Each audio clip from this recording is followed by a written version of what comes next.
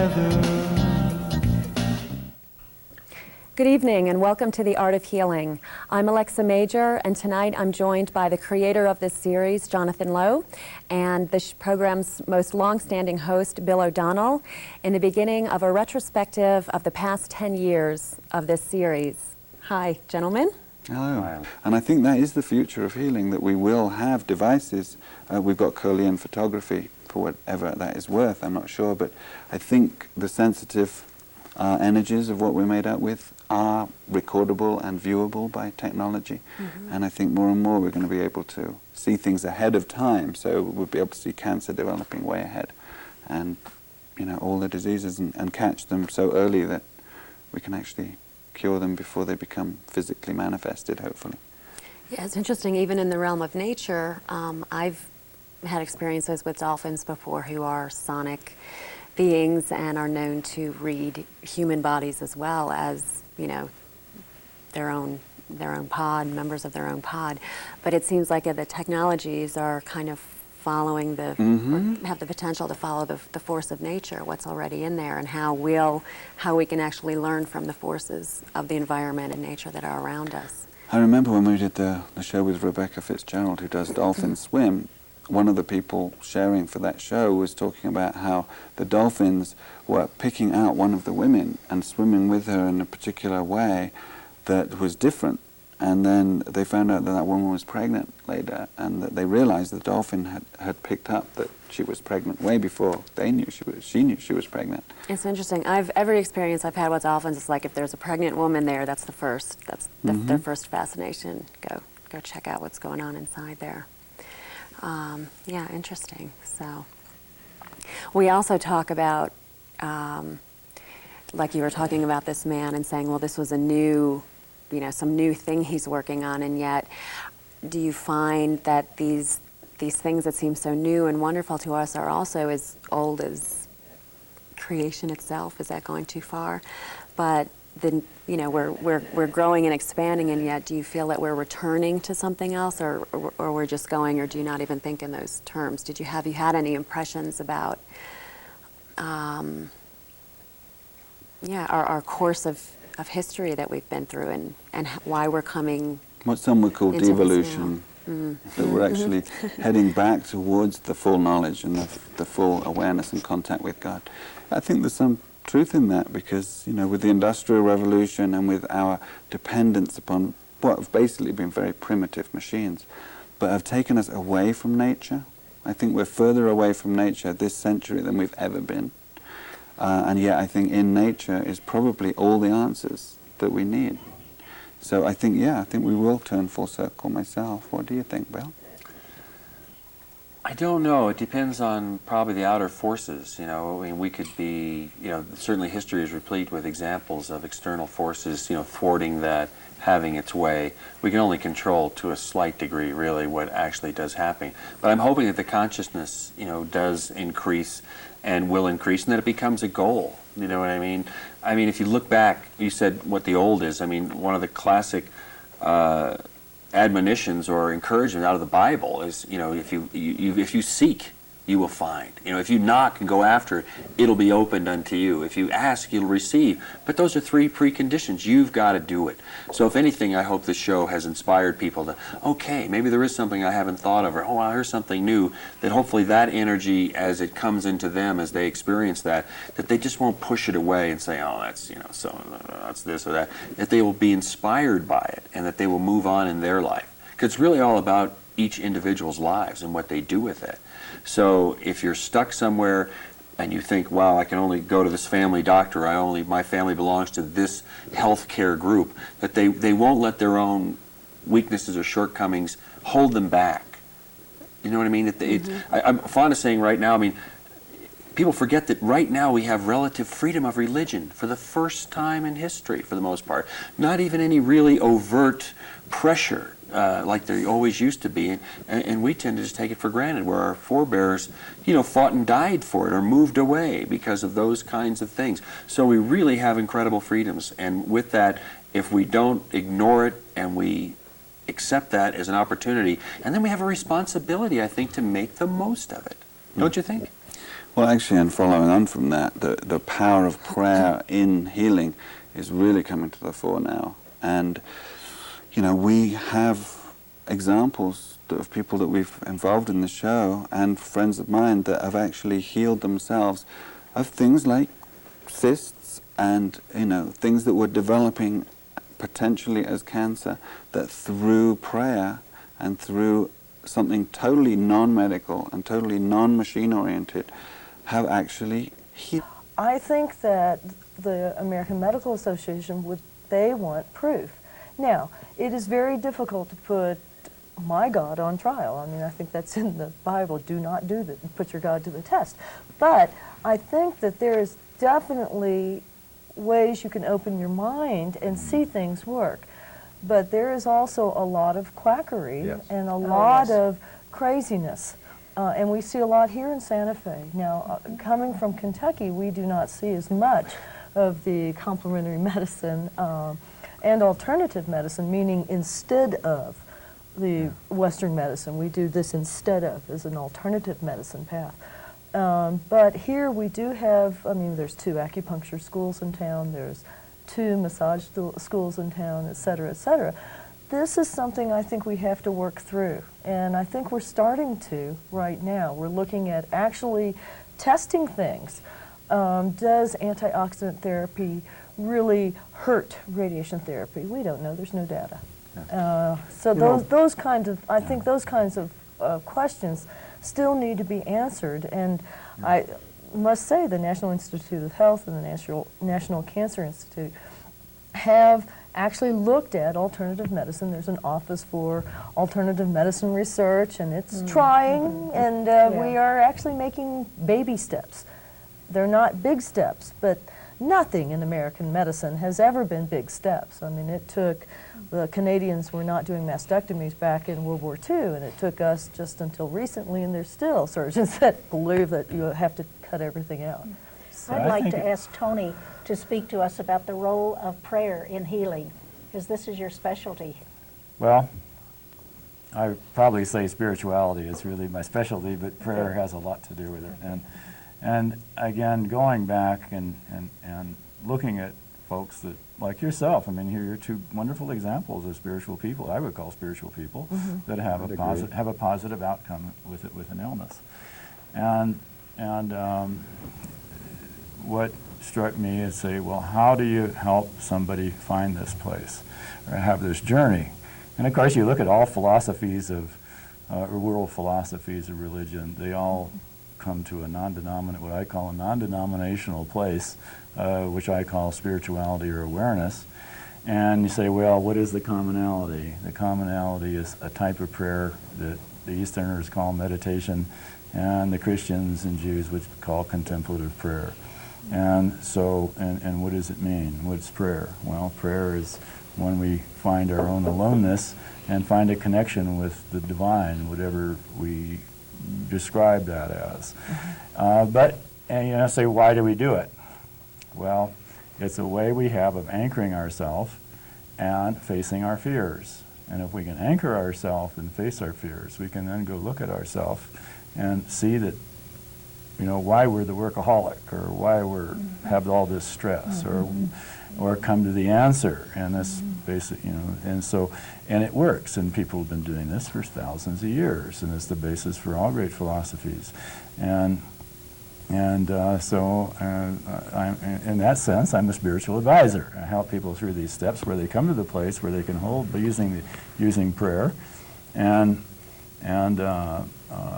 see themselves and see why there's reason to change, and not to have fear, conquer their fears and choose to have faith, so they can be exactly like you. They can be peaceful and see the beauty in life in spite of their diagnosis, or even come to the place where they say, thank you for my diagnosis, because it brought me to this wonderful place.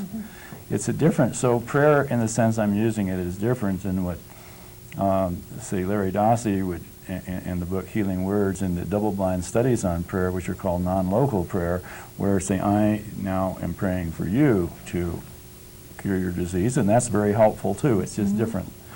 So so prayer is very helpful, and there is a good body of scientific evidence that non-local prayer is effective.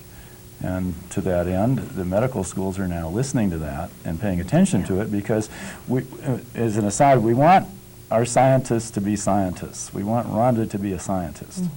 We don't want her to compromise her integrity. No way. Because when we see her, we want her to be the best.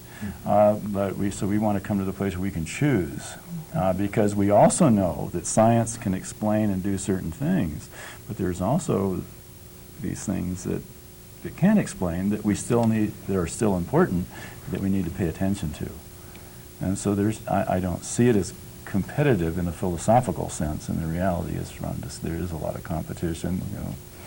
Yeah, I think there's an importance in the patient paying attention to science also. Absolutely. And in my particular case, I've done extensive studying, and I have the ability to network with good medical schools and centers as well as libraries, and I've discovered there's complementary healing that in my case I chose, and I think it was a spiritual choice as well as the scientific intellectual choice.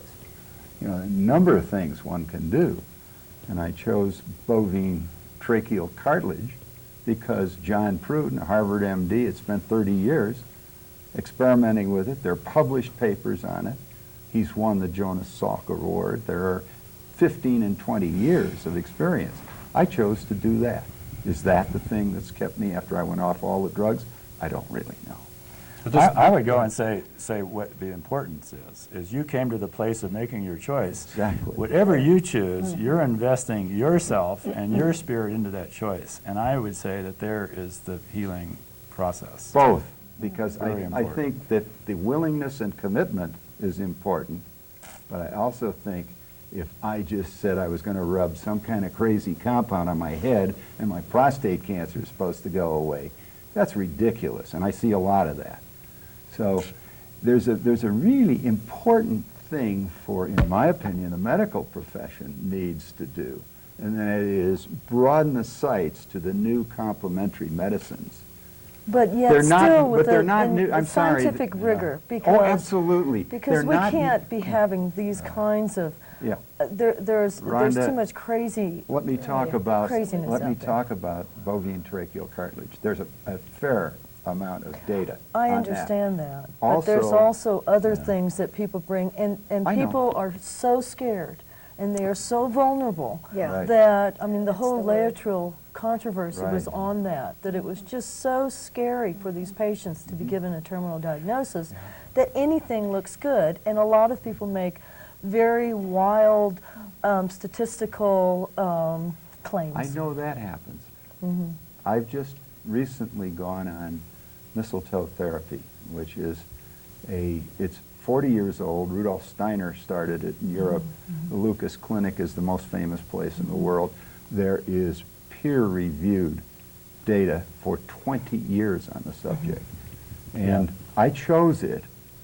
My PSA started to go up again. And with my oncologist, I let him read all the papers and all the data. He said, my gosh, this is interesting. I've been on it, and my PSA was going up at a too fast a rate. In 1 month, it's leveled off. Now that's not, but I'm not basing it on some wild assumption. I've got 20 years of data, and it's been translated from the German. You don't have to read German. But I would Understand? also reaffirm your faith in what you're doing and your Absolutely. ability to choose.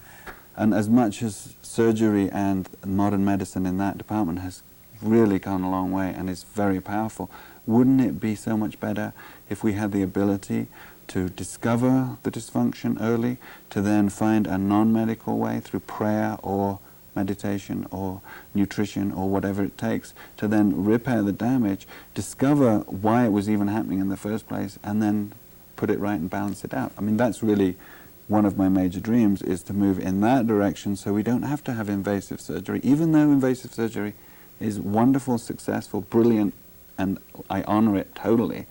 However, let's try and avoid it by giving the person the support to find out how to heal themselves through prayer and through that, what I would think is a higher consciousness. But obviously there's a lot of people's careers and mortgages are dependent upon doing surgery, so you've got to be able to honor that and see its validity. But ultimately, in a pure, ideal world, we probably wouldn't have that, you know, because we would find ways of healing before it got to that stage. But maybe we won't get to the ideal world. But I know we can, but will we? You know, we're in this state of consciousness now where we're seeing so many possibilities, and yet we're in reality. And everyone says, let's face reality.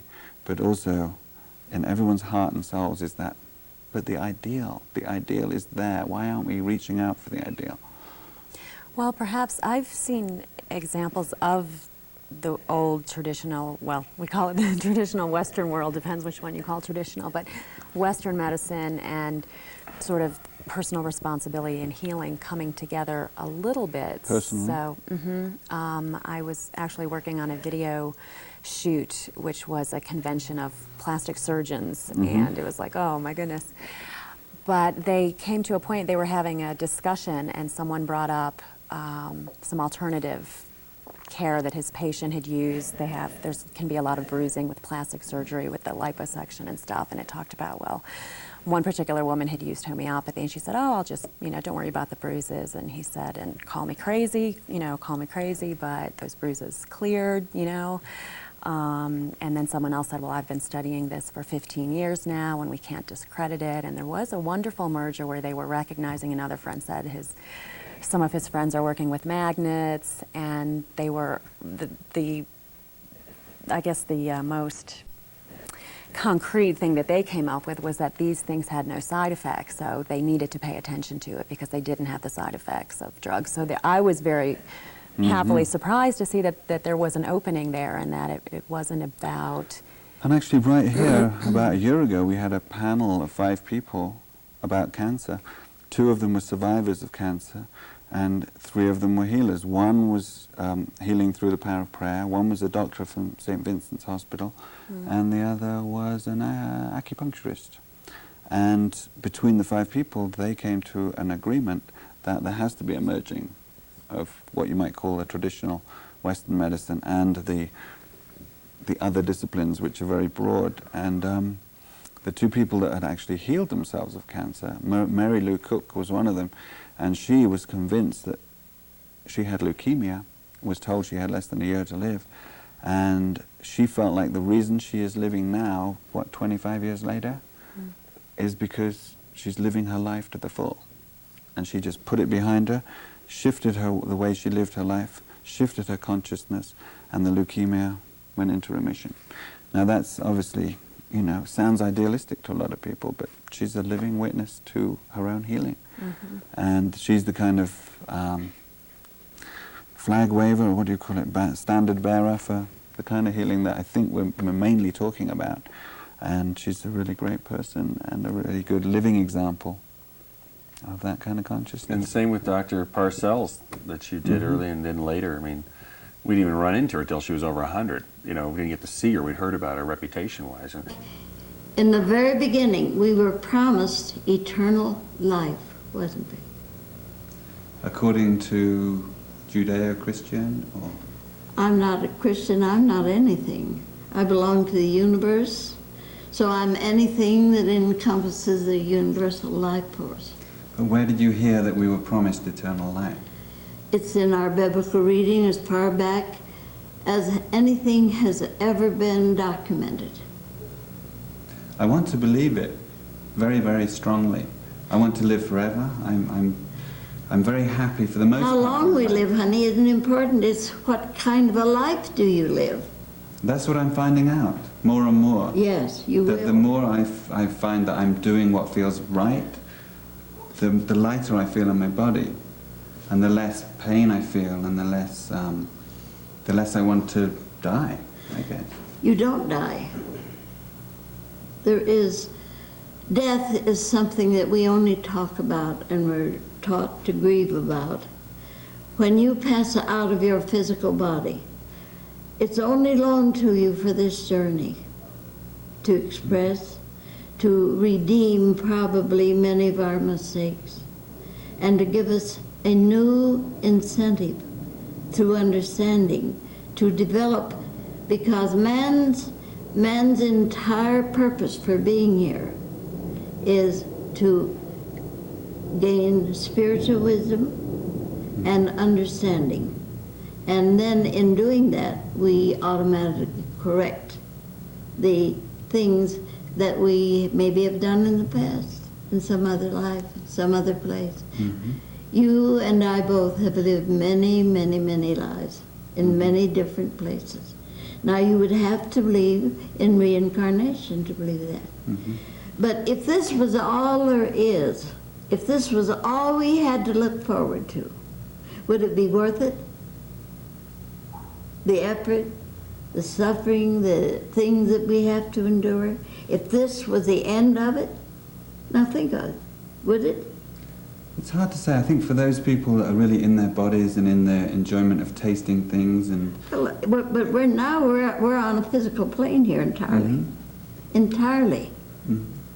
But that physical body supports the life action. It's all it has to work through to hold it, to make it possible for us to make our changes. So healing is also, it's interesting, it's creative, it's so individual.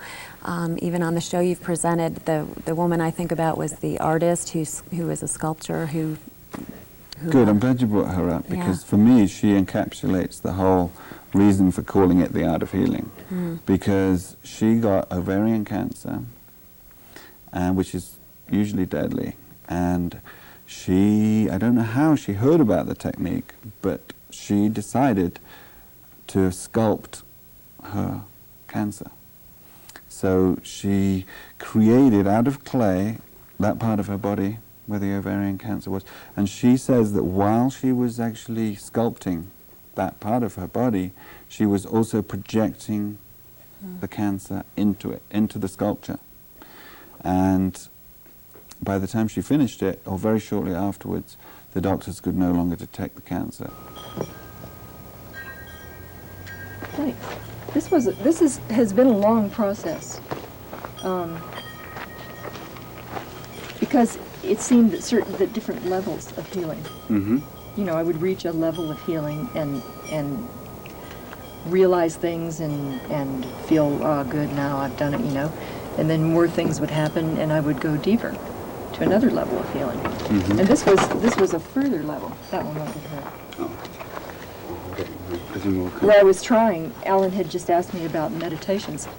Among the meditations that I used while doing this process was one of light, a kind of a tube of light, white light, coming down all the way through my body, through my pelvis, which is what this is, and down into the earth. And this was supposed to be a healing white light. And I used the meditation every day. And then one day I thought, well, I'll try to make an image of this.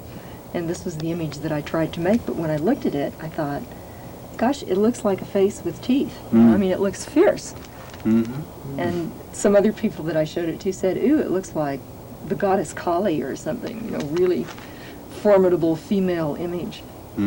And this helped me to realize that part of the reason for the cancer was my frustration and anger at being unable to communicate with, I won't say just with men, but let's say with the masculine altogether. In myself, in other people, in the society. There had always been but did you accept a frustration and rage, you know. But did you accept the blame, if you like, within yourself for you not being able to communicate, or did you think it was as much their fault that you couldn't communicate? I felt that it was everybody's fault, but the point was I was repressing all of those feelings and internalizing them, and so what occurred was an implosion. Now, it's another story which, you know, I don't have validated with medical records and so on, but she's a very trustworthy person, and she really, you know, she healed herself through art and heart. Obviously, there was a lot of love in it too. And the other person I think of that really encapsulates the name Art of Healing is Robert Waterman, who founded the Southwest College of Life Sciences. It used to be, but it's down on Agua Fria, where a lot of people do masters in psychotherapy and counseling. And he does a thing that he calls the mandala class, where he has people that they make a mandala of their soul's purpose on the earth. And during the process of doing your own mandala of your soul's purpose, people really discovered why they were here. For instance, at the beginning of the course, a person may draw some relevant symbols, images and meanings that are relevant to their life. And they arrange them, though, in ways that don't empower them. So many times the images at the final mandala, at the end of the process, are some of the same images or same symbols, but they're arranged in a way that's empowering, a way that activates them. I still needed a more grounding, unifying force to combine these. So the tree came up. Well, yeah, I just wanted to share with you guys a correlation between art and healing. We tend to think of art as an expression that comes from the soul, if you want to term it that, an inner expression. Healing, as we're talking about it now, seems to me to be about, again, bringing out what's in your soul, you know. So art and healing in that sense, it just strikes me as very beautiful that you put those words together, because they seem in some way one and the same. And then again, of course, it's a word. An artist can say, well, I'm not an artist, I'm a person, you know. But the way that we use the words, it's just a very interesting and I think telling combination of words. So thank you for bringing that to me. This is Alexa Major. This has been another evening on the art of healing with the program's creator, Jonathan Lowe, with Bill O'Donnell, one of the main team players on this program. It's been a privilege to be with you. I thank you, and I hope that you'll tune in next week.